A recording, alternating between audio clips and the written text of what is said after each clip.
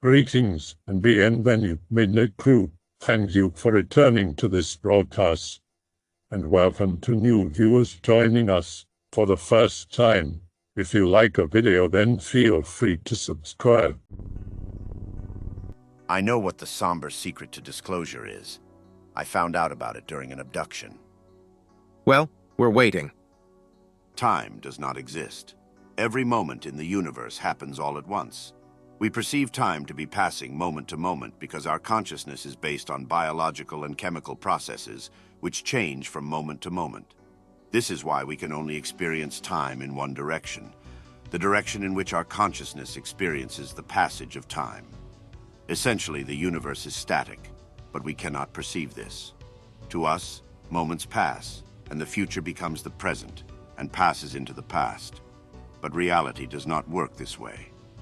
If we could perceive the universe and everything around us as it truly exists, without the restraint of time, we would see every moment spread out around us in smooth, flowing shapes. We could see our birth and our death all at once, stretched out across what we perceive as time like a tube or a worm. We are born small, grow, get old, die, and decay away. A visible beginning and end could be seen for each of us. Every moment that has happened in the universe is visible, but some areas near conscious beings are fuzzy, with branching histories that blur out the less likely they are to occur. This is the effect of consciousness. Our consciousness relies on quantum processes, and although we believe we are living just one life, since we reside in a universe that is static, we essentially live one life that never ends. And since we can only observe the universe through a frame of reference that includes the perception of time passing, we do not know that we have always existed and will always exist in the universe. We believe we are living a finite existence because in these bodies, our consciousness cannot perceive an existence without the sensation of time passing. We can't see that we have eternity to make choices in this life. Think of it like reliving your life over and over again. But because you don't remember the choices you made before, and since those choices are made using a brain that relies on quantum effects, you may make different ones. Essentially, we have only one life to live, but we have an eternity in which to live it. An infinite number of chances to make choices because that one life has always existed and will always exist, just like the rest of the universe. But due to our consciousness being quantum, we are unaware that we have this capability. Some people make only the same choices over and over, forever. The terminally ill, children who die young, the abused, mistreated, live that life for eternity, unless that situation is avoided by a person critical to the cause making a different choice. But the somberness comes in when you realize that for some people, there are no choices they could possibly make that could change their life, regardless of them having an eternity of opportunities to make different choices. For those who are essentially tortured for eternity by their existence and having no way out, reality is an almost literal hell, an eternity of torture, pain, and death that no matter what they do, cannot be changed or avoided. Think of the gore videos on /b/ and think about the people who had no way to know what was coming their way. Some people may become a smear on the street, but since their mind is quantum, may make a different choice and avoid it. But some people are trapped and always make the same choice, which leads them to a fate that is unending and unavoidable. This is different from the many worlds interpretation, because all these realities made up of different choices happen in the same universe, ours. The somberness is that some humans experience an eternity of torture, sometimes due to the choices of other humans, and sometimes by no fault of anyone, which they cannot avoid or end. Some beings do not experience reality this way, however, and this is the part of my experience that I am fuzzy on. I was abducted when I was a child, and the somberness I describe above was a part of an exchange of thought I had with a being I met when I was taken, but was only one part of what we discussed. Yeah, I have felt these concepts increasingly solidify in my head as a framework, and I don't even really know anything about these guys or the content of whatever disclosure they tried to give. A few years ago I had a dream that portrayed those concepts with imagery of creatures and entities of ever-shifting shapes, splitting from one another, reabsorbing one another, structured environments of ineffable architecture ever-shifting, too rich with detail to see all at once in a single perception, only observing one particle of the whole. Then I was taken up and shown the ladder. I call it a ladder now, but memory of the dream describes bridges of information-dense light, splitting and growing branches like trees, except the branches did not grow in spatial direction, they grew on the plane of time over space. I could barely process any of it, just felt like information just being downloaded into my thoughts. Hey, since you're an abductee and I have your attention, can you answer this questionnaire I have? Feel free to not answer a question if it makes you uncomfortable. Sure, this questionnaire actually helps me organize my thoughts. Like I said, it's late and I'm tired, so I'm a little out of sorts. I think I was 5, but somewhere around the 4 to 7-year-old range, Washington. I had increasing issues with panic attacks following the event.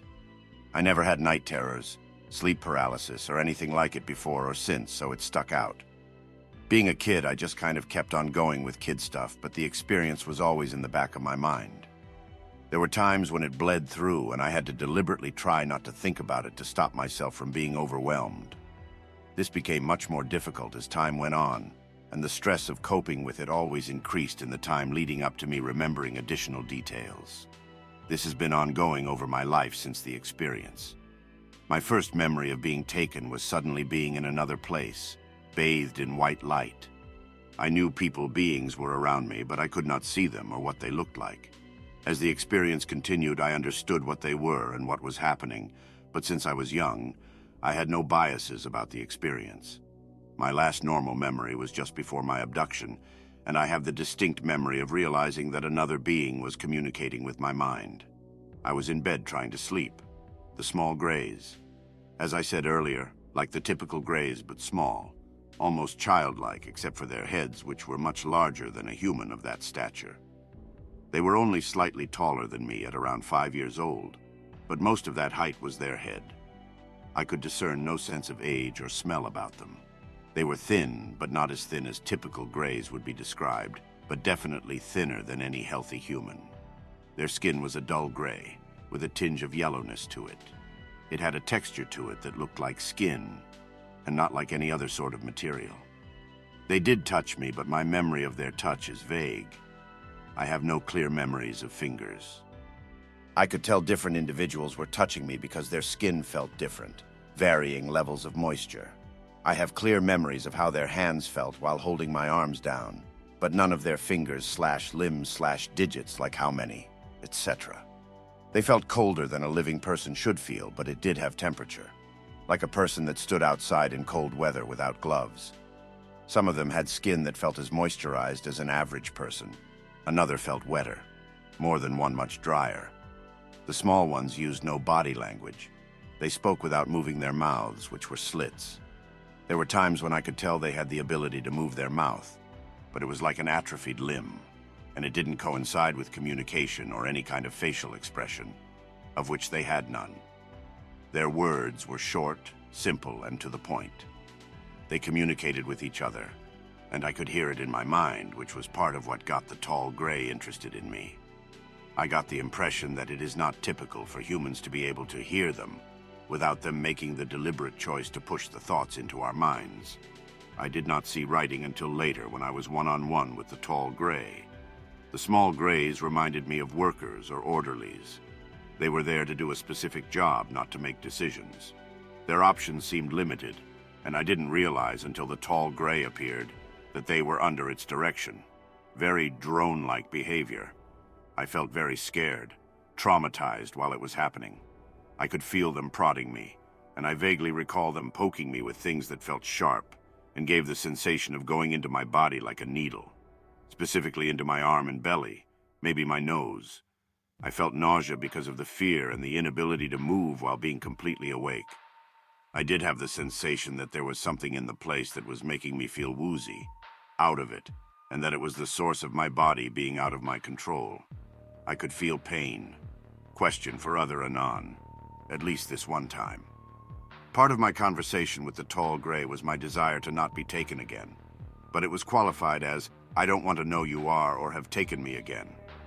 I felt that my meaning was properly conveyed to the tall gray, but it may not be acting on it as I hoped. I get the feeling that I have been taken more than once. but the experience may be hidden in a different way than the first. I get the feeling they fully intend to come for me again, and that they are curious about my children. I remember after the experience finding strange marks, but I also have and had a skin condition that makes noting this kind of thing difficult. I could not tell if their culture was simply very plain, or if they went to efforts to hide signs of their culture. I felt like the place I was at, I assume it was a ship, was meant for the work they were doing on me. The tall one definitely had mannerisms that you would associate with a thinking, feeling person, but not in its face. It made no facial expressions, but it did have head movements, body language. It definitely felt reserved. But once I was let out of my confinement and having what was basically a casual mental conversation with it, I could read the subtleties of it much better. At that point, I could perceive, more mentally than physically, shrugs, perking up at a subject it is interested in, making a movement or gesture to break a silence, etc. I definitely got the impression that there is more than one kind. Certainly the small grays and tall grays are different. But I asked specifically about this. It politely moved on from the question as though it were redundant. When the small grays were examining me, I was very frightened. When the tall gray released me and moved me into another area, I got the impression it was trying to figure out how to attenuate the device or field that puts abductees into a compliant or dreamlike state, so that I could function and interact but not be paralyzed or sedated. When this device was attenuated too low, my emotions bled through and I basically had a panic attack when I repeatedly called for my father. They obliged and I was taken to another area where he was. I should probably go into the experience chronologically and more in depth. And before Anons ask, I am confident my abduction is not a false memory to screen out Daddy Cave Explorer time. My girlfriend is an abductee, but her experiences are very different. She is not as open about it as I am. I've only spoken to my girlfriend about my abduction and nobody else. I asked my father about it and he has no memory of anything like it happening, even though he is a boomer and loves watching History Channel, Ancient Aliens, etc. He thinks aliens are silly, at least in this context. I'm honestly a bit hesitant to meet other abductees and risk hitchhiker phenomenon. I've seen craft since I've been with my girlfriend. Both of us have seen craft while just the two of us together and with our kids. We are a blended family, and all of us have seen one and recorded it with our phones. I have written about the experience to one UFO case site, but not Mutual UFO Network. They have the ability to lock down people, as in completely immobilize them, as well as attenuate this effect to the point that you can move around, converse, etc., but not be racked with fear. This feels like very discrete levels of sedation of a kind. For some reason, my threshold was different from most people, and the small grays tried to find a setting that kept me calm but able to converse. Over the course of my conversation with the tall gray, I negotiated with them, turning this effect almost or all the way off. The price for this was me controlling my fear and emotions. The tall gray was very accommodating and to me felt understanding and kind. I got the impression that this level of interaction was rare or practically unheard of for both parties. I clearly remember watching the first Gulf War on TV. Being more specific would probably dox me. The voices I heard seemed indistinct but grew louder and more clear as the experience went on, until I could perceive it as though the sound was in the room. I covered my ears, and it would not stop. The real panic set in when I realized it was inside my mind, and that is when I believe I blacked out because I woke up in the white place with the small grays. All of the short grays seemed identical, other than the moisture of their skin varying between individuals. At least 4, but I could tell there were more. The 4 I could distinctly feel were holding me down, 1 for each limb. I could hear voices of others that were involved in whatever examination or procedure they were doing. I couldn't say about their mass or weight, just that they were about the same size as me if I were standing. But I was laying down on some kind of exam table that was form-fitting to my body. It was difficult to get a sense of scale since I didn't know how far off the floor I was. The weight of their limbs felt wrong, too heavy, as though they were heavier than a typical human of their size and thin frame. I recall some of their hands/arms having what looked like a glove or sleeve, but it was so close to their skin color it was difficult to tell what it could have possibly been.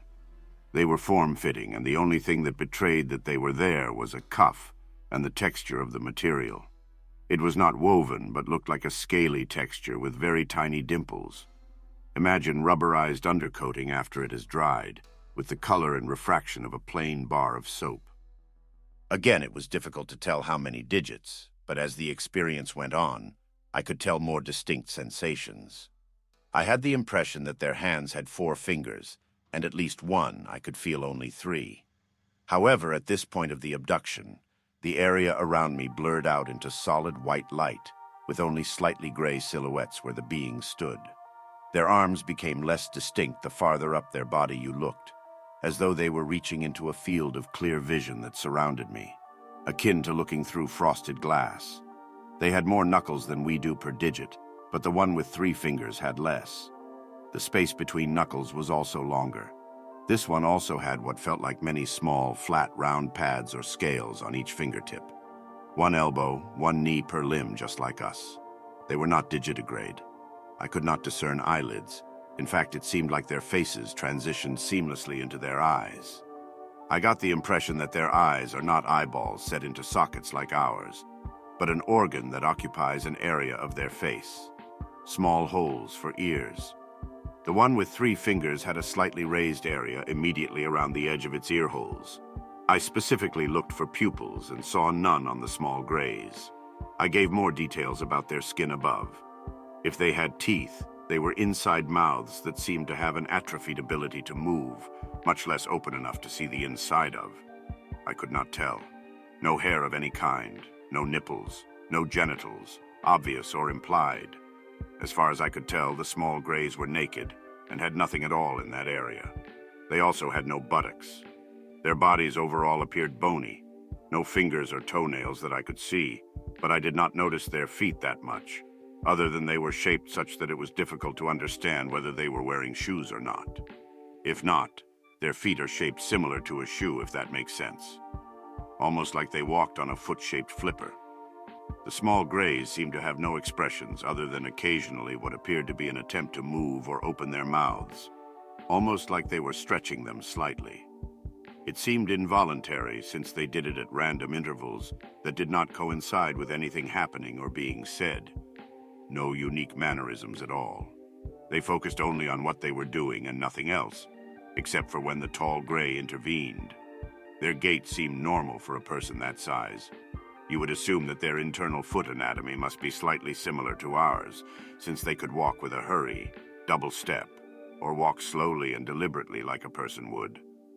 I could not tell if their mouths had saliva, and I saw no reflections of moisture. Their eyes did not seem to have actual moisture, but if I had to compare the way light reflected off them, I would probably describe them as being wet. Such large organs without eyelids implied to me that their eyes might have been a hard, shiny, lens-like material that just appeared to be wet. I saw no blood or evidence of blood veins under their skin. I saw none of the small grays eat or drink anything. They were only focused on what they were doing at the time, and when I saw 1 or 2 of them while I was talking with the tall gray, they appeared to be going about some kind of task or duty. There were what appeared to be some kind of tools that fit into form-fitting recesses in what I would describe as a console or an angled table. I saw at least 2 going up to these tools in the room we were in while I spoke to the tall gray, removing, examining the tools, leaving the room with it, and then returning shortly to replace it in its spot. I could not tell if the small grays breathed. If they did, it was shallow to the point that you would not be able to see their chests move. The room appeared similar to what is in the picture of my original post, except whiter, brighter, and less color variation. I had the impression that this was done deliberately, or as a side effect of whatever it is they use to make humans feel out of it while there. My perception of the space became clearer as they attenuated it down. Things had the appearance of white plastic with bright lights behind it, but the texture of highly polished metal or thick glass. The walls, ceiling, floors, doors, and transitions between them all had a slightly different brightness, as if the light was shining through thicker and thinner material. The glowing slowly pulsed, but was not synchronized between areas and appeared random. I interacted with what seemed to be a holographic display that was emitted out of a small round protrusion in the ceiling in the room where I spoke to the tall gray. It responded to touch but had no weight, consistency, or resistance to me. The temperature and humidity felt comfortable, but I would describe a slightly cool airflow throughout the area that felt refreshing and quite nice. I could not tell if the crispness of the air was due to its temperature or if the surface of my skin felt a kind of static electricity. I considered whether this was another aspect of the mechanism they use to make humans feel out of it, or something like airflow from a life support system. It felt consistent regardless of the size of the room or area I was in. The architecture of the area appeared utilitarian and rounded to the point of seeming almost organic, but definitely not biological. Small chambers closer to the ingress and egress point were more metallic, had less details and features, and were often somewhat dimly lit. The area felt static to me, but I had the impression I was on the ship. This was more or less confirmed, but it seemed like the answer was more complicated. More like a base or some kind of very large mobile structure. Perhaps an extremely large ship? Maybe a permanent unmoving structure that had a great deal of engineering in the walls. I say this because I was curious and wanted to see what was inside the walls. A peek at their technology, and the tall gray told me that I can see it easily if I try. When I tried, I could see inside the walls, which were full of what appeared to be pipes and conduits, which I understood is how they design their technology, and even electronics. I saw no exterior. I saw no definite writing, only shapes. Some were vague blobs that undulated slowly, others distinct. The holograms I interacted with were platonic solids or wireframe representations of them, but some had representations or pictures of scenes, static and full motion. It had color but was kind of washed out. The platonic solids were shaded in blue or maybe green. The wireframes were the same. The writing was on a kind of screen that had no type of conventional pixels that I could discern, although I was pretty far away from the screens I described above. The undulating and merging shapes on the screen appeared to be raised off the surface, and the texture was pretty close to how you'd describe something like a Kindle Paperwhite. The holograms that were projected out of the ceiling were displayed on a flat plane, but didn't have to be. When they were, I could see the edges of the holograms bleeding in the direction opposite me, as if the projected light faded out in that direction. I did not see them writing, but I saw them interacting with the screens using controls that did not resemble a keyboard or typical buttons. More like raised, round buttons that were seamless parts of the consoles near the screens, which glowed and pulsed a colored light which I interpreted to be communicating some kind of information or status. Also what looked like small toggle switch-sized levers that worked by twisting and pivoting them somehow. These appeared metallic or solid black and usually in wide banks, lined up in a grid. They were always in a separate area of the screen consoles, away from the seamless buttons. The buttons could be any shape or size, and seemed to me like rounded jigsaw puzzle pieces spaced far apart. They could be pressed like a silicone-insulated button, but made no audible sound or click, and could be the size of your hand, or as small as a touch-tone phone button. I saw the small grays using them frequently. I saw no leisure activities. All the grays seemed to be on duty. Nothing I would describe as music, no exercise, no playing. The tall gray told me things, some in a form that could be described as a story, or explaining the history of something. This is a very long part of my experience and would take a lot of time and post to get it out. Is pastebin a thing here? No television, but they could intercept and see our signals and transmission on their screens if they wanted. I understood that our communications are very primitive by comparison, no matter what format. Computer screens I describe above. I did not see them groom themselves. I saw no bathing. I asked the tall gray if they sleep, and it answered in a way. And when I gestured to the small grays, it answered, no, they don't work that way. The small grays seemed to have orders that they could not defy even if they wanted to. But I got the impression that they did not have individual wants or desires. It seems stereotypical, but I got the impression that the small grays were the most robotic of what you could describe as biological robots. They only want what they are told to do, but their thoughts seem as nuanced as any human, only very brief or succinct. The tall gray seemed to be allowed to interpret the methods and ways they accomplish something, but could also completely change their approach and redirect the small grays. I was told that my abduction had a specific purpose and was supposed to be quite short and of a medical nature, but that it wanted to communicate with me more, on my level and on my terms, since that is apparently not usually possible due to the abductee freaking out or having to be sedated to the point of unconsciousness. No sexuality that I could discern, although I would describe the tall gray as having an almost feminine tone. Its voice felt feminine inside my mind, and when it allowed me to mentally access a device or capability of the place we were in, it allowed me to manipulate how I saw the tall gray. I made it look like an adult woman in a uniform. The tall gray walked me through a method to access this ability, and I got the impression it was a form of technology that is accessed with a person's mind. It requires having a clear idea, if not picture in your mind of the person, object or thing, and it is overlaid onto the actual person in the room but not physically. It is a mental image that the device projects into your mind. Looking at any of the grays was very distressing to me, and a requirement of continuing our meeting was that I remain calm and in control. The tall gray allowed me to use this technology to help keep myself calm, since it also demonstrated an ability to interface with their technology and abilities that is not typical for humans. Assessing my ability to do so became something the grays studied in me during this experience. The tall gray told me that this was a rare chance to gather information on human use of their technology by someone who is not sedated, and I was free to ask any question for as long as I could maintain control of myself, my feelings, and their technology or abilities. The small grays had emotions, but were very basic, and they did not seem to feel them deeply. Communication between them or myself and them was not just words being sent into my mind. They were thoughts and emotions as well. In this way, things could be communicated very quickly. The sensations and emotions of an entire period of time could be sent, and the specific understanding of it would unfold inside your mind, like a kind of data compression.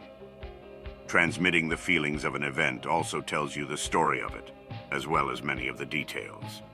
It was difficult to tell if I was hearing their specific thoughts, or the way their thoughts felt. It seemed very natural, and much better than verbal communication.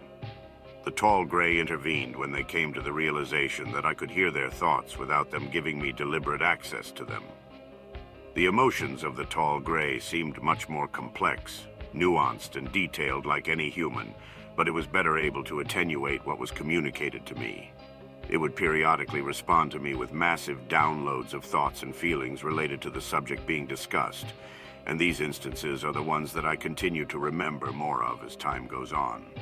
The tall gray would send these large downloads of information when it could not think of a simpler way to explain something, so instead it gave me all information on the subject, as much to see whether I had the ability to unpack the information in my mind and gain understanding from it. The small grays were not arrogant, but single-minded on their task or tasks. The tall gray was very nice and seemed concerned with me and my mental state. It went to great lengths to make me comfortable and to help me understand what was happening and why. It did not have to communicate with me at all, but it took the time and did so in such a way that I could remain calm, as well as demonstrate certain tasks that were useful to them. I felt that the tall gray was in some kind of command position, and that I was lucky to have demonstrated my ability to hear them and interact with some of their technology while it was in that place, because the small grays would not have noticed or cared. I got the impression from the tall gray that the purpose for my abduction was to gather data on humans. Specifically what, I don't know, but I felt like it was medical in nature. When I demonstrated an ability to hear their thoughts without them noticing, they noticed that I noticed and gave me special attention. The tall gray then shifted the goals of their task and did so by having a one-on-one conversation with me. It told me that the only reason it allowed this is because I was one of the few humans who could properly communicate intention to them and to comprehend theirs. It is not unusual to the point of rarity, but for a human child, apparently it is.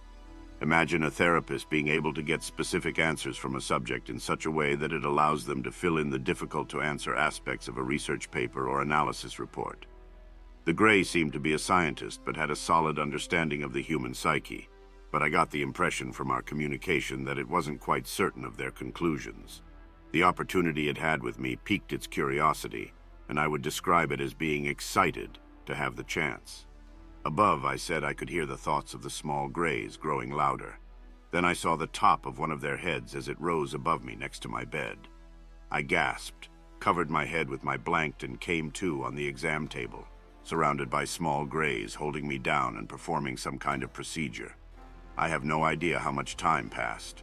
I was immobilized, but it felt like consciousness slowly came back to me. I became aware that I could not move, but I could move my eyes and my cardiovascular system would react to panic. When I was panicking, the small grays seemed to notice and increase the pace of their procedure and began communicating with each other more quickly, almost frenzied. The realization of what was happening seeped into my mind, and I had the thought to think my thoughts and feelings toward them, and I was shocked to find that they immediately reacted to it, like a patient waking up during surgery.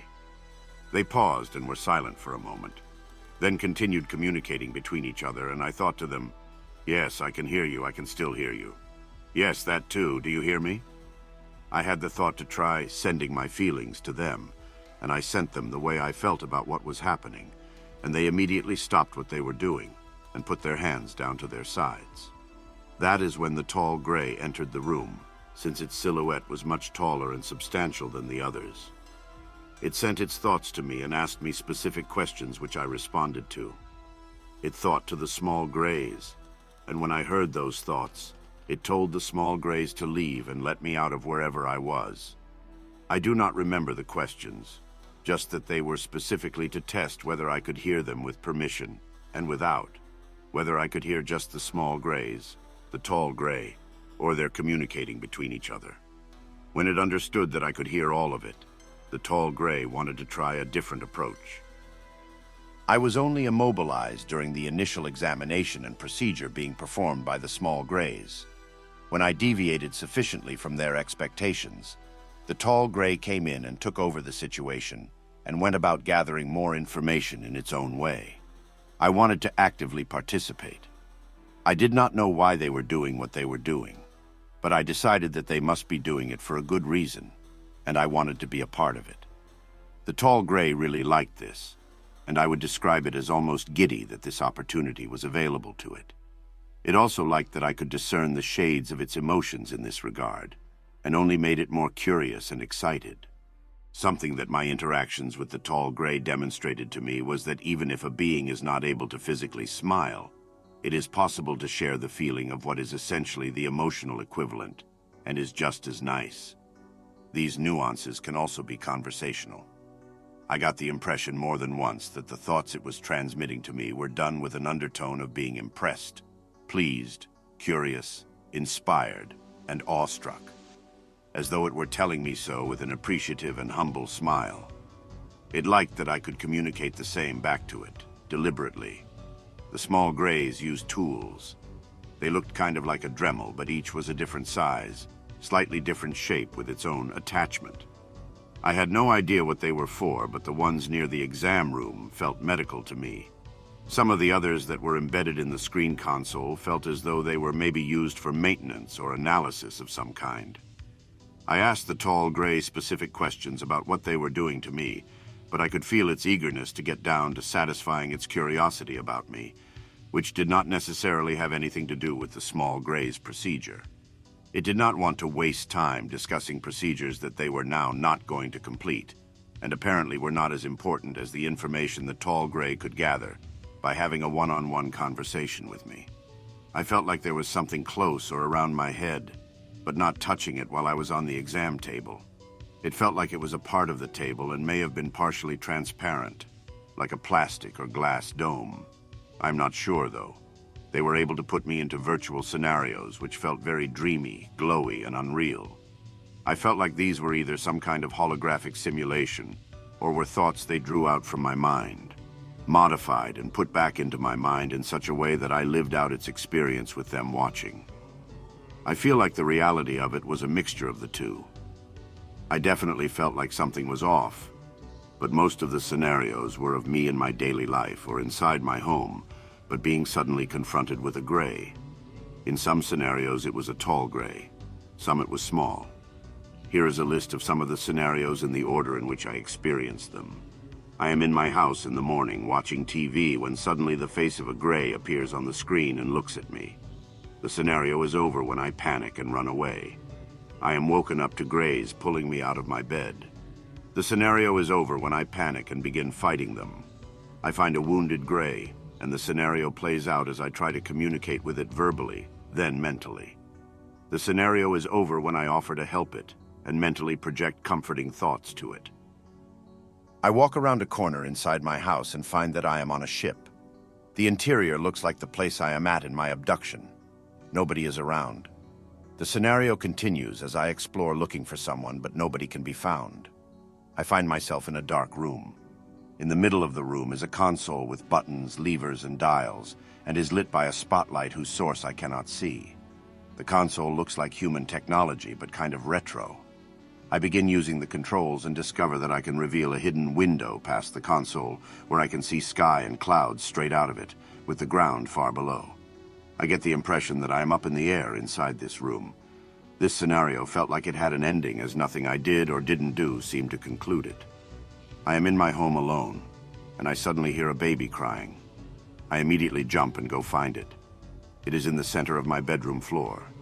I gently pick it up and try to figure out what is wrong. Scenario ends when I carefully touch its hands while holding it and ask it what's wrong. I am outside at night near the street. It looks like it rained recently, but the sky is clear and the moon is out. Nobody is around. I see a gray leaning up against a telephone pole, and it is holding itself as though it is hurt. I am scared, but I ask if it needs help. The scenario ends as I begin approaching it. I am outside my house at night, standing in my front yard, and nobody is around. It feels like a summer night. My neighbor's house is on fire, and I can hear people inside yelling for help. Scenario ends as I run toward the open front door. I am on board a ship that looks like the place my abduction happened in, but smaller, and the wall, floor, and ceiling are angular, and the texture looks like unsmoothed concrete. It is lit by square light panels spaced at regular intervals across the ceiling. The technology in this ship is more mechanical, primitive, and worn than what I saw in the place where my abduction happened. Small grays are walking around and hiding behind corners, watching me. They are slightly taller than the small grays I saw in my abduction, with narrower heads and skin that is more yellow. I get the feeling that they are hiding from but following me. I sneak through the ship and identify the rooms and what they do. Control area, machine or equipment room, science room, exam room, a few empty rooms. I go to the control room and find a chair. I find that if I sit in the chair, I can control things in the room like a screen that shows me the area around the ship, any of the rooms in the ship, a map of the inside of the ship, and what I interpreted to be a map of nearby stars. The scenario ends when I take the ship to a nearby planet and begin a landing approach through the atmosphere. I walk out of my room and into the foyer in my house to find a tall gray sitting in a chair. It stands up and reaches out to me as if to shake my hand. The scenario ends when I begin shaking its hand, trying to suppress my fear and surprise. Scenario. I am on a ship that is identical to the place of my abduction. I see no grays and am free to explore. I go to a room and see other abductees standing on circles on the floor that glow white. It looks like they are inside a tube of blue energy or some kind of glowing glass, and they are immobile. I reach out to them mentally and find that they are paralyzed but conscious and very afraid, panicking. I get the sense that their panic is so intense that it will cause them permanent mental harm that the grays cannot treat. I reach out to them mentally and reassure them, calming them and telling them what's happening, that it is for a good purpose for humanity, even if we don't understand it, just like animals vaccinated and tagged by humans don't understand. The scenario ends when the abductees are made unconscious, and while in this state I somehow reach out to them mentally and assess whether or not they are at risk of permanent mental harm due to their emotions or mental state. I got the impression that this check I performed mentally was physical, medical, like a check for brain damage caused by trauma. I am in a dark room and a gray is sitting on what looks like a typical American medical clinic exam bench, bed, and table. It sits so that its knees are against its chest, its feet are on the exam bench, and its arms are wrapped around its legs. It is looking in the direction its body is pointing, lengthwise down the exam bench. I am standing perpendicular to it. I look at it and turn my head slightly, taking half a step toward it. It turns its head, looks at me, and verbally says, "Explain rescuing," with its mouth, while I can hear in my mind synonyms for this question like, "Tell why," "Describe it," "What is the concept of rescue?" "Why is important?" "Important for you," "Culture, Earth, humanity." Scenario ends when I hesitate to answer and mentally transmit my feeling of, "This question is primitive and strange. Why can't it understand?" I was very afraid and panicked at first, but as I found that we could communicate, I calmed down. The tall gray allowing me to somehow modify the way I perceived it physically was a huge help, and I felt relief when I was able to do this without its assistance, which was also a test it was giving me. I slipped up twice while doing it, but recovered on my own after a bit of coaching, and then recovered again without help.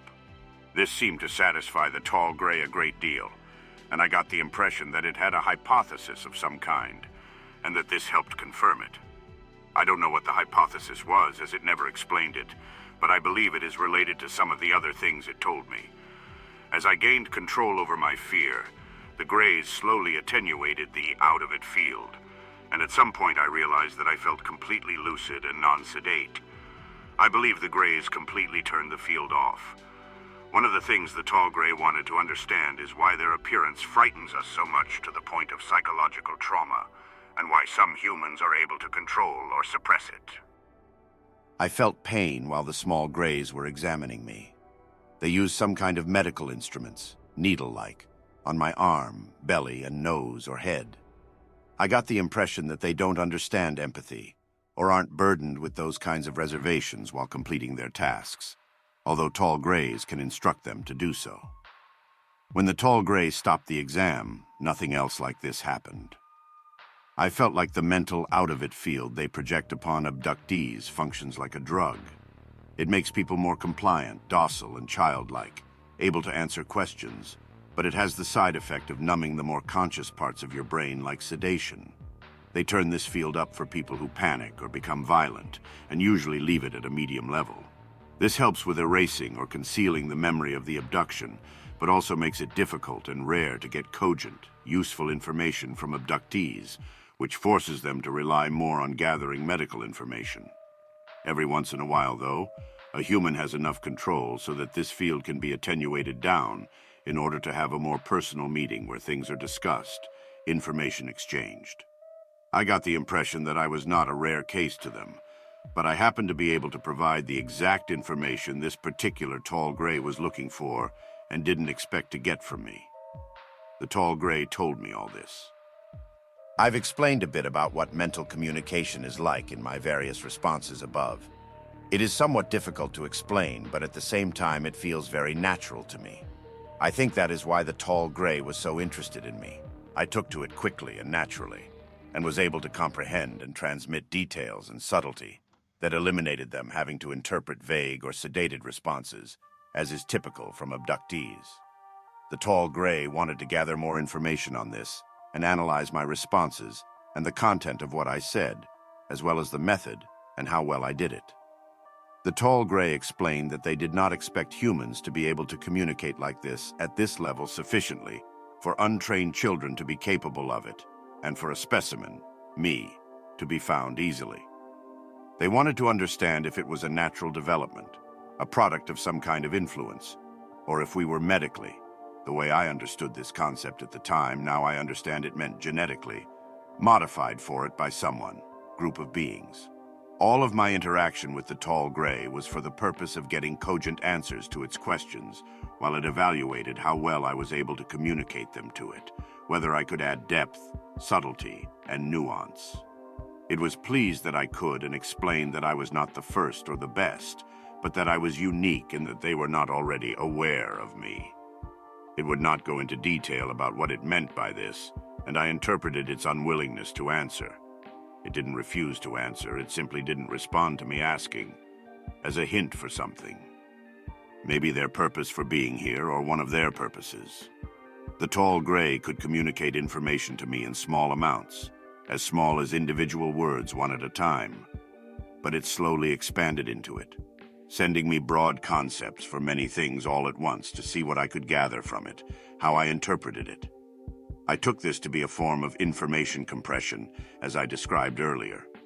Periodically, it would send me a burst of a large amount of information to test how I reacted, sometimes mid-communication. The tall gray would send me increasingly higher-level concepts using broader terms in the form of massive amounts of raw data, as well as sending me the way concepts feel, and then asking me questions to see if I could extract specific information from it. I was told that it was comparing how well I did to how well they, the grays, can, in order to judge my level of ability. Like giving someone a disk with a zip file on it and seeing whether they can figure out how to extract and read the zipped file as a test of IT ability. The tall gray was pleased that I could do so well, and I specifically remember it sending me the feeling equivalent to saying, "You're right on track." Good. I don't know if it was referring to me specifically or humans in general. It could easily have been both. Things can be lost in translation, but there is no misinterpretation. Sometimes the tall gray would ask me to give it more about a subject or concept, and it was up to me to decide what and how to send it. Sometimes it wanted raw data, but mostly it wanted me to send it concepts and the way certain subjects feel.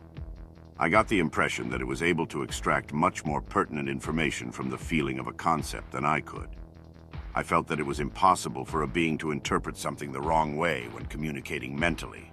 But a lack of sufficient information for understanding is possible and common for humans and grays and between grays themselves. I did not have to look at them to communicate, but I became aware of the fact that humans find it easier to communicate to a person when looking at them. Since I was scared of looking at the grays, the tall gray allowed me to use their technology or ability to mask its appearance and for me to perceive it as a human in order for me to have an easier experience. I experimented with dropping this mask periodically, and I was able to look at the tall gray so that I could see its body, skin, hands, arms, chest, neck, and chin, but I could not allow myself to look into its eyes. The grays are frustrated that humans have that issue and are actively trying to understand it and find a more permanent solution. The communication range can vary.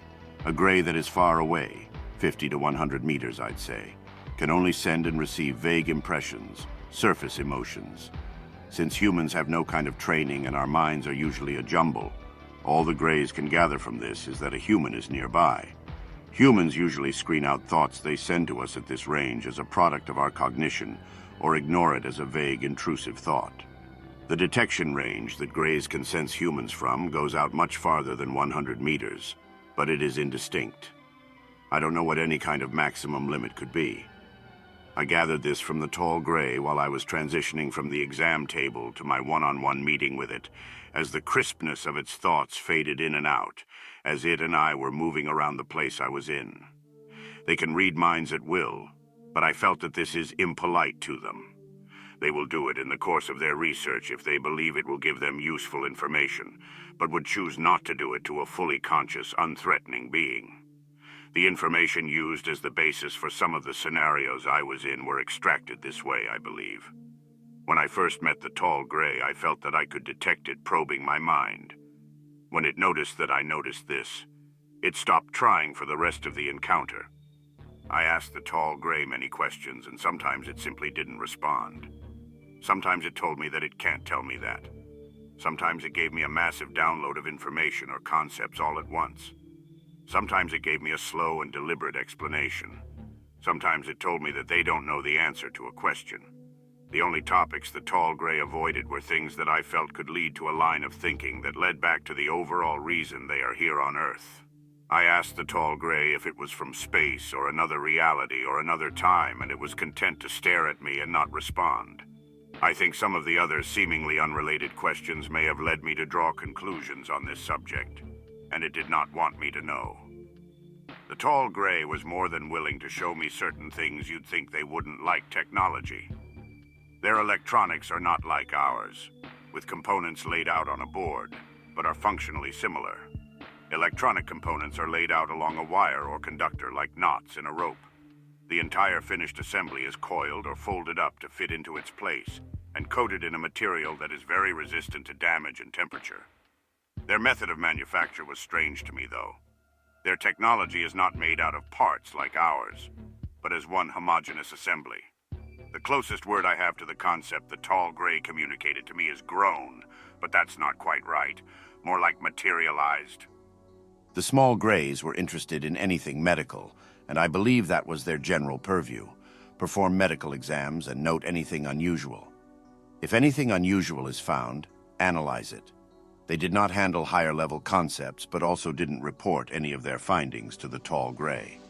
It seemed that the tall gray was monitoring them and intervened when it noticed me communicating with the small grays, who were content to pause momentarily to ask if I can hear them, but otherwise would continue with their tasks regardless.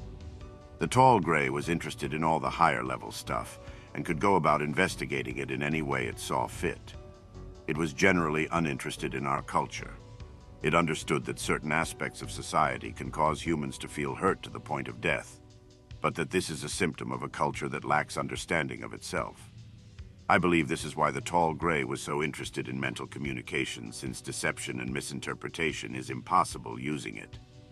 I don't remember the entire specific process of being returned, but I do remember that the tall gray came with me and allowed me to position and set myself how I wanted to be when I woke up. The abduction happened sometime before midnight, but after 9 p.m. and I was in two-piece pajamas. I woke up in the morning after sunrise, lying completely flat and straight in the middle of the living room floor, with one of my thin blankets folded in half and laying across my waist, laying perfectly flat against me and the floor, extending outward from me beyond my reach. No wrinkles or folds in it, as though someone laid it out that way from above. I could not have laid out the blanket like that myself. I felt as though I had tensed my muscles at some point, trying to maintain a perfect pose with my chin pressed into my neck and my knees and ankles perfectly straight and pressed together with my arms at my sides. I had a full set of day clothes folded and stacked up on my left, and my pajama top was folded on my right. I was not wearing my pajama top. I got up with a start and was confused as to why I was there so late in the morning with nobody noticing me. I didn't know what happened. I began to put on my clothes, but was also kind of just standing there holding them, pondering for a moment when I turned around and noticed my dad laying down on the floor in front of the front door, wearing exactly what he was wearing when I saw him in the abduction place, his work clothes. He came to, got up off the floor and chuckled, saying, "Wow, I guess the girls didn't like our snoring and kicked us out," meaning my mother and my sister. He thought that they kicked us out of our beds because we were snoring. I thought this was a very surreal and strange conclusion to come to. I have no specific memories of abductions after this point, but I do have incidents of missing time. The place I look into when I remember additional details of my first abduction over the years yields nothing in terms of potential later experiences. I've recently, in the last few years, recalled a detail of my first abduction, where I told the tall gray at the end of our meeting that in the future, I don't want to be burdened with blocked memories, hidden traumas, or mysteries that frustrate me. I don't want to know they're there or in my physical presence. I don't want them to sneak up on me or surprise me. If they want me, I want to see them coming from a distance and to know who or what they are and why they're there so I can approach the situation consciously. The tall gray asked me if mental communication is okay, and I said yes. I don't know if it meant in the lead-up to my next abduction or at any time. I have no memories of mental contact of the kind I had with the Greys, but that is no guarantee it hasn't happened, and depends entirely upon their interpretation of our agreement. I am not prone to paranoia, but there are times that I feel someone is watching me through my own eyes, but these are vague and infrequent. I got no specific answer about whether I would be taken again, but the mental feeling I got from the tall gray when I asked it was maybe, and it depends. Duration of encounter was literally all night. I had the impression that I woke up sometime around 8 a.m., which is odd since my mother would typically have been awake at this time and would have noticed me and my father not being where we were supposed to have been. I have had missing time since I've been living with my girlfriend, who is also an abductee. Details about my father were explained earlier. The tall grays can fatigue and can get frustrated, but have a much higher tolerance than humans and don't react to it like we do. It just makes them cut to the chase and communicate more efficiently. I tried to ascertain how information is recorded by them, and I understood that their tools seem to record, store, and transmit data. But you would think there would be some kind of recording of abductions, some kind of record or log. I don't know how this could be done with mental communication. As above, the tall gray really wanted to communicate and was giddy at the prospect of being able to have a non-sedated subject to carry on a detailed conversation with. Nothing religious, although personal beliefs are something the tall grays understand and might empathize with. We didn't go into it. No icons, writing, or art of any kind, except what I described as being on the screens in the main meeting room hologram. The main hologram was a kind of baseline test to see how conscious or sedated I was. It was a game of simple shape matching. Tall gray sends me concepts at varying levels of detail, and I respond by pointing to the shape it references. It liked my answers, and seeing how I visualized my thought process in my mind. The small grays appeared naked and seemed to be lacking anatomy, but the tall gray was wearing what I interpreted as a uniform. It was a single-piece leotard type of material that may have been black or otherwise very dark. Since the rooms I was in were so bright, contrast was an issue. There was a thick, round, lighter-colored kind of piping around the base of the neck and half sleeves. The uniform went all the way down over its feet. It appeared slightly shiny and not woven. I could not tell if the material was hiding or covering anatomy, other layers of clothing or devices. It was not decorated except for some variance in texture. Along the sides of the tall gray, above where our hip bones would be, it appeared that there was a slightly raised, closely spaced texture of raised rows angled up at a 45-degree angle in a square shape. The texture was fine and only slightly raised, noticeable only because of the great contrast between the ambient light and its uniform's shininess. This was repeated on the sides of its thighs and again on its feet covering. I asked about travel, and the tall gray just silently stared without answering. I kept asking periodically, and its only response was, "This isn't a helpful question, and neither is the answer." But it did ask me about propulsion, and what I could tell it about how to travel to distant stars. I felt that it wanted to gauge my level of comprehension. Gravity felt normal. I could not get specific answers on how long they've been on Earth either, but I got the impression it's been going on for a while. The tall gray had sufficient understanding of us that they could not have gathered through medical exams over the last 50 years. I heard gentle humming when approaching consoles, my father when he was in stasis, in some of the smaller rooms I was in. I could hear and feel a kind of buzzing inside my head when I was on the exam table. It felt very distinct, and I understood that it wasn't as much of a sound as it was a general signal being beamed at me. I asked the tall gray about it, and it said something like, "It gets in between the signals you control your body with," and then changed the subject as it felt this was a mundane and irrelevant question. I believe it only answered me because I was concerned that what they did to me was permanent. I recall no smells in the overall area but the exam room. The room my father was in, and the area around the screen console had a smell not unlike ozone, antiseptic and pungent. Structure that appeared metallic had the surface texture of rubber, not squishy or pliable, but was obviously metal. I found this odd. Everything that glowed, nearly everything in the large area, looked like white plastic with lights inside it, but felt like metal. There were areas that had what looked like arcing, dancing blue energy fields, but felt like glass polished to the point of nearly being invisible. I remember no tastes. The tall gray showed great concern for me, which was endearing. It understood the human concept of empathy and was pleased that we had that in common.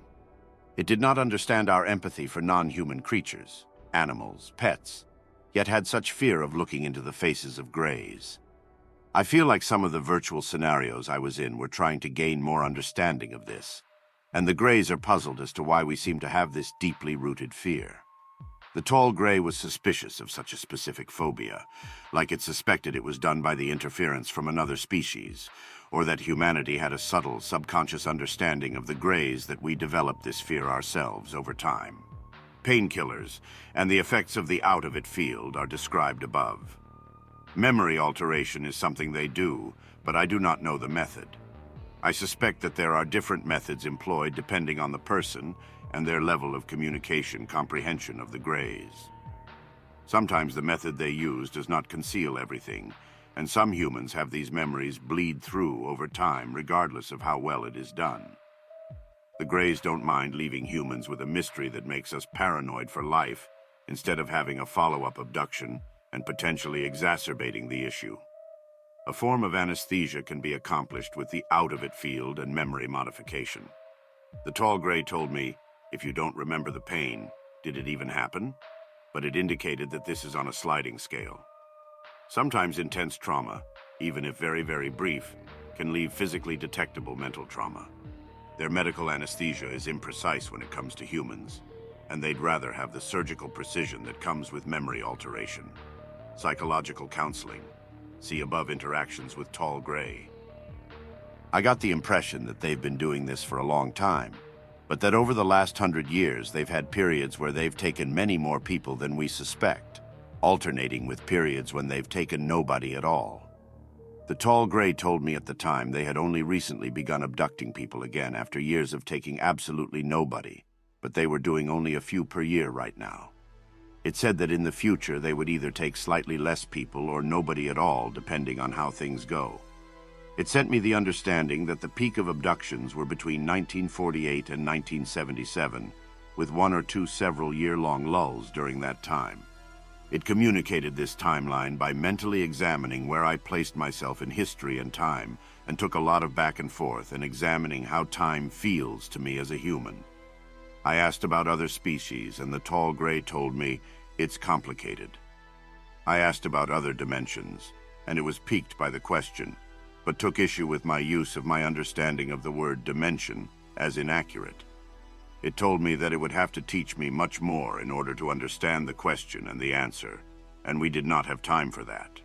It never said it was from outer space, but that propulsion through space is important to them technologically. The tall gray hopes humans are on a course that will allow us to understand. I took this to mean interacting with them on a nearly equal level, comprehending our place in the universe and hopefully surviving. It seems that they are trying to ascertain if we have been genetically modified by another species, and whether or not our burgeoning ability to communicate mentally gives us some kind of unconscious comprehension of the Greys or other species. They are also trying to ascertain if this trend could be a problem for us as a society.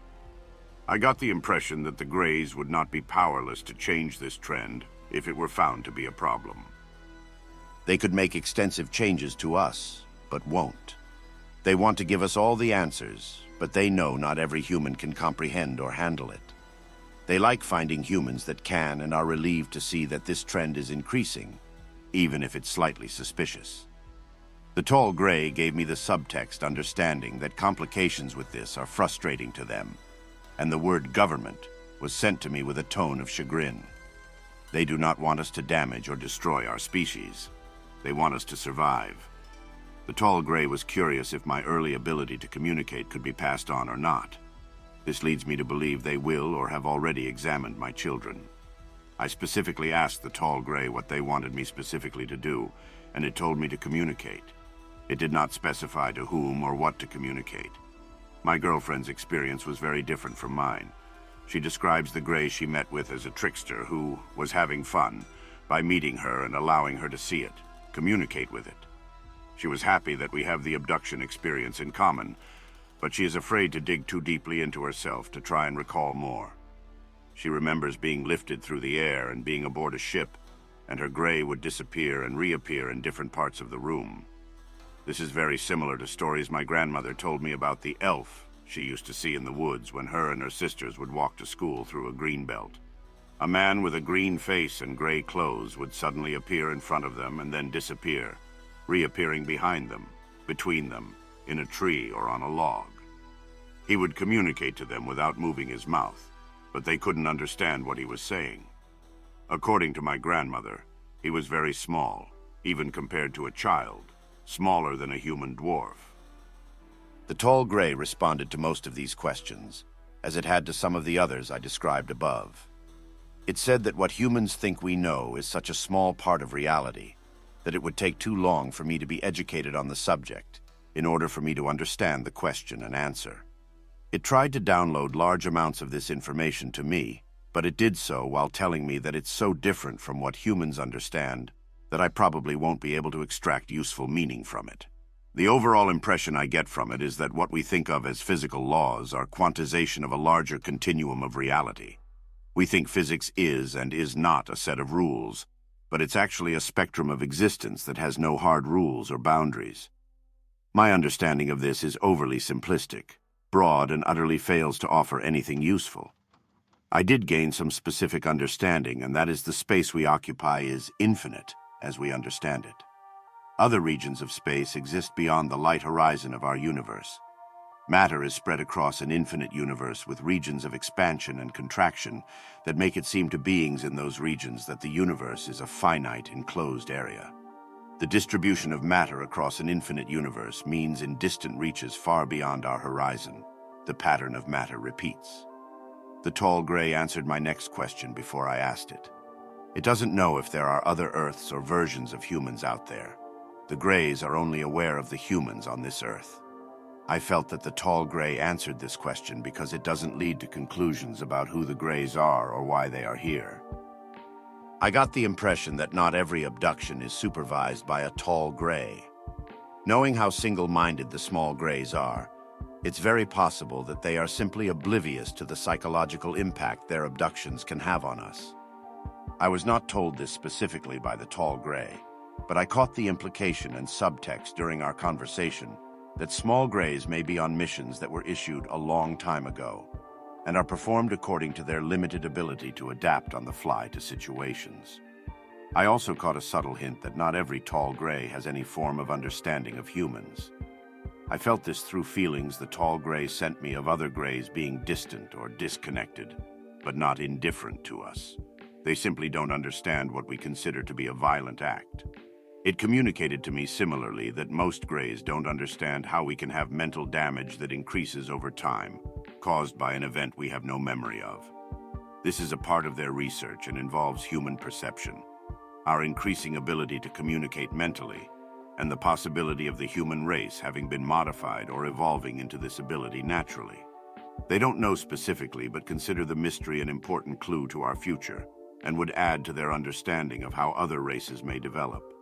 The tall gray found the fact that humans and grays being so different, yet some individuals being able to communicate mentally using similar techniques to be suspicious and intriguing.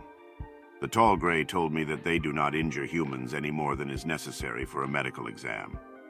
They do not kill, consume, or kill humans or our products. The tall gray told me there are other species like them, appear similar and do similar things, but that their motives may be nothing alike. These other grays may be harmful to us, and the tells don't know what their goals and motivations are. There are several species of gray visiting Earth, and not all of them communicate with each other. Some have ways to communicate, but choose not to or do not interact at all. None of them communicate regularly, and must interpret the intent of the others by what they are seen doing. The tall grays are aware of ships that are visiting Earth with no crews, or are crewed by beings that are completely unlike grays. The tall grays find some of those very different beings to be unpredictable and risky to be near in person. The tall gray specifically told me that approaching a ship would be risky, since I cannot be sure of who or what is inside it. The tall grays find identifying the source of some ships to be difficult, and an in-person encounter could be just as risky for them. I felt a subtext feeling from the tall gray that they are somewhat confused as to why sightings and abductions are not more common and overt from these other beings, since some of them would have no understanding of empathy or causing genuine harm to humans. The tall gray let me know that they cannot protect us from what any other species or beings might do or be doing to us, but they might be able to point, gesture, imply a path for us somehow. It would not clarify. It felt natural to me, so I don't know if I can explain how it would feel to not know how, but I will try. There is a place inside your conscious mind where grays look for thoughts and feelings. If you push your thoughts and feelings into this place, they will read them. That's how it felt initially. I then tried to send my thoughts in the physical direction of the small grays, and they immediately noticed and stopped what they were doing. The tall gray spoke to me in my head, and it felt like I could project my thoughts outside of myself and toward it, even if I didn't know where it physically was. It is much easier for tall grays to take in thoughts that are held in our minds or projected than it is for us, but this may just be a matter of practice or natural ability. Think about it like this. The way I communicated thoughts at first was the mental equivalent of writing a note to someone on a piece of paper and holding it up to them so they can read it. But I discovered that I could do the equivalent of writing a note on a piece of paper and giving it to that person. Eventually, it felt more like we were sharing one large piece of paper and writing our thoughts in a space where we could both see it. Additionally, the thoughts we had while analyzing and interpreting these thoughts were sort of written in the margins, and the tall gray could allow me to see its margin thoughts or prevent me from seeing them. I was not able to do this, so the tall gray could see my entire thought process laid bare at all times. It liked that some of our trains of thought were similar. They may not show it with expressions or body language, but tall grays can read between the lines and have gut feelings just as well as we can. Personally, I don't believe this to be a LARP-based one what I've seen, but I'm not out to convince anyone either. Just jealous they let you communicate. I do get scared initially though every time it happens, so that might be why they knock me out. That and make me look away. So frustrating. I want them to normalize relations and communicate, but you're right. The power structures that we don't want to lose their control. I will be honest. This entire abduction lore thing seems silly to me. I personally doubt every single abduction report I've read, and I assume the people posting them are schizos. All I know is that my experience felt real, and it fit into my real life such that I could not have dreamt any of it. At the time this happened, I had been exposed to zero UFO lore, or even sci-fi media, so I have no clue where I could have imagined this. I have to admit to myself that I may be schizo, although I have no diagnosed issues, mental illness, or comorbidities of any kind. I'm generally embarrassed to tell anyone about any part of my experience, even to other supposed abductees. I get weird not all there vibes from most UFO enthusiasts or supposed abductees. This isn't about them meaning harm. The point of mentioning the film is it involves aliens able to reset the timeline to avoid past mistakes.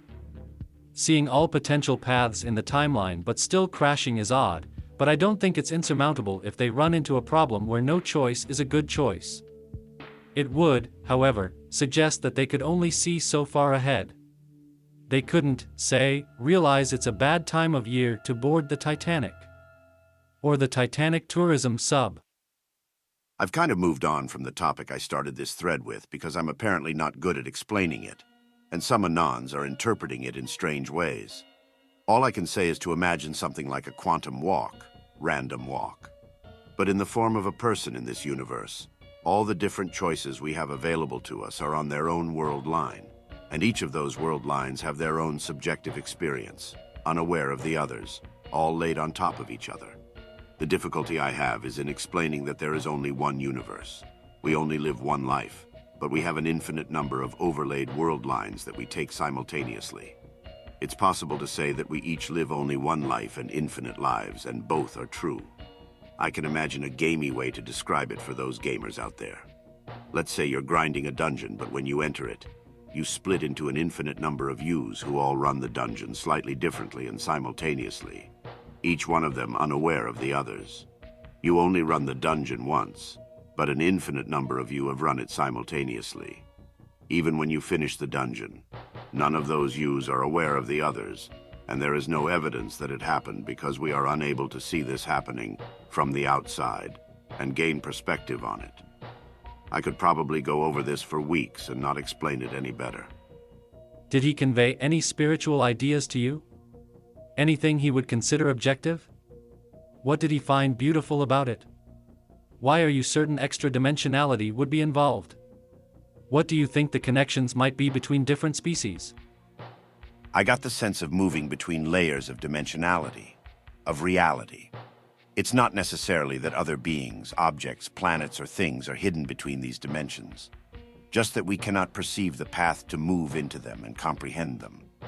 I could see things that were supposedly mundane objects, even people in higher dimensions, and they quickly became incomprehensible.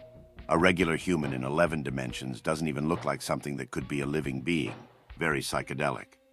I think that our development in what we currently comprehend as the world makes these concepts too complex to understand. I had the impression that our brains filter out a lot of the extraneous noise that isn't useful to us, some of which might show us hints of higher dimensionality, but that this particular subject is more complicated, and in order for me to comprehend it, I would have to have a grasp of even higher-level concepts when I was struggling to draw useful meaning out of even the broadest aspects of it. The tall gray seemed to be able to tell when I was struggling with a concept, and with this one, it just kept feeding me more to see what morsels of comprehension I could pick out of it. The conversation moved on after a while. The tall gray kept showing me its emotional reactions every time we came across a subject that both humans and grays were in agreement on. Things we found beautiful, curiosity, empathy. It allowed me to listen to it and wonder to itself whether this is evidence of a deeper meaning or just coincidence. I felt like there was a common thread or line of questioning it was trying to solve, but it would not reveal it to me as it would reveal other things it was not supposed to tell me. Things it didn't want to tell me, or things it found redundant or mundane or a waste of time. The tall gray told me through feelings that some other species have a spiritual connection between each other, and some don't. Some interpret their spirituality to allow them to do things we would find abhorrent. Others interpret their spirituality in such a way that it gives them a firm set of rules that they will not break, even if attempts to force them are made. Some species can make spiritual connections between members of other species, but this is not overly common. Many species are capable of mental communication between individuals of the same species and other species as well. And it seems that this type of communication either evolves naturally or through technology as a method of nearly perfect data transfer, which also makes deception difficult. If a being is communicating something to you that is important, but it's also a lie, the other party can tell. Deception, as we understand it, can only take the form of lies of omission, insufficient understanding. The tall gray stated that the only species on a similar level to their own that do not have mental communication, at least as they use and understand it, are the ones that are so different from grays that a gray encountering them would be risky, as I said in an earlier reply. Apparently, some of these species are so strange in their comprehension and interpretation of behavior that they may use violence unpredictably. I saw an image of a being that appeared robotic or wearing some kind of suit, but appeared fat and bulbous like a sack doll that was inflated from the inside. It did not move its limbs or have joints, but hovered as it moved. Apparently, humans and even grays should stay away from beings like this. I got the impression, which was in no way confirmed or denied by the tall gray, that many of the species visiting us are from alternate or parallel world lines. Something about how the quantum fuzziness that consciousness creates around it, all overlaid on top of each other in parallel world lines, creates a kind of eddy current that some beings can detect naturally, others detect through technology, and still others that can manipulate or ride this current like a wake using vehicles. All their worlds occupy the same physical space, so they aren't really flying from outer space. The tall gray did use the subtle implication that some species visiting us may be from space, but that the differences between different species of parallel Earthlings would be just as alien as actual space aliens. It felt that explaining this specific aspect to me was a redundant waste of time and not a secret. The part it refused to confirm to me was regarding where the grays I was visiting come from. I hope that you enjoyed tonight's broadcast. If you enjoyed tonight's story, then please subscribe to the channel as more green texts will appear daily. A new broadcast will appear when the clock strikes midnight Central Time.